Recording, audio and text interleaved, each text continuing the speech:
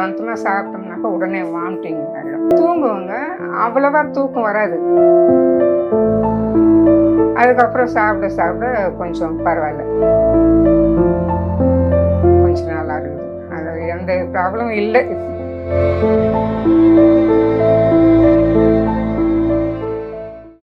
வணக்கங்க, நான் நெல்லூர்லேருந்து வரேன். என் பேர் சரஸ்வதி. இது 2வது ட்ரிப்பு வரேன் நான். அப்போ சாப்பிட முடியாமல் இருந்தது எனக்கு. இப்போ பரவாயில்ல, எனக்கு கொஞ்சம் சாப்பிட முடியுது. தொண்டையிலையும் கொஞ்சம் வலி கம்மியாக இருக்குது. அதான் பருப்பு வகைங்க எல்லாமே எடுத்து சொல்லியிருக்காங்க. என்ன சாப்பிட முடியுமோ அதை எடுத்துக்கோங்க அப்படின்னு சொல்லியிருக்கிறாங்க. அதை தான் சாப்பிட்டுருக்கேன். அதான் மில்லட்ஸில் உளுந்து சேர்த்து இட்லி சாப்பிட்லாமா, அதாவது மீன் சாப்பிட சொல்லியிருக்கிறாங்க.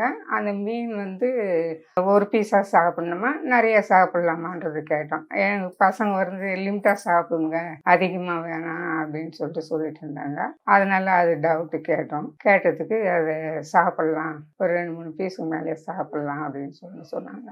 அதாவது எது தேவைப்படுதோ அது சாப்பிட்டுக்கலாம் அப்படின்ட்டு சொன்னாங்க. தெரியுதுங்க, அது ஒரு 15 நாள் வாடிட்டு தான் இங்கே வந்தோம். அப்போ சாப்பிட முடியறது கிடையாது. வயிறு உப்பசமாக இருக்கிற மாதிரி, எதுவும் சாப்பிட முடியாத, பசி எடுக்கிறது கிடையாது. எதனா பலவந்தமாக சாப்பிட்டோம்னாக்கா உடனே வாமிட்டிங் ஆகிடும். அந்த மாதிரி இருந்தது, சாப்பிடவே முடியறது கிடையாது. இப்போ பரவாயில்ல. ஃபர்ஸ்ட் டைம் இது சாப்பிட சொல்ல ஒரு 2 நாள் அதே மாதிரி தான் இருந்தது. அதுக்கப்புறம் சாப்பிட சாப்பிட கொஞ்சம் பரவாயில்ல, நல்லா சாப்பிட முடியுது. அந்த மாதிரி இதுவே இல்லை, வயிற்றுல ஒரு மாதிரியா இருக்கிற மாதிரியோ அப்படின்றதெல்லாம் கிடையாது. வாமிட்டிங் வர மாதிரி அதெல்லாம் ஒன்றும் கிடையாது. எல்லாம் நல்லா இருக்குது. இப்போ சாப்பிடவும் தொண்டையில் கொஞ்சம் ஃப்ரீயாக இருக்குது. சாப்பிட முடியுது. அப்போத்துக்குன்னா இப்போ கொஞ்சம் சாப்பிட முடியுது. தூக்கம் கூட நல்லா வருது. தூங்க விட்டோம்னா இன்னைக்கு பொழுது கொடுத்துக்கலாம், தூங்கலாம். அந்த மாதிரி பரவாயில்ல. தூங்குவாங்க, அவ்வளோவா தூக்கம் வராது.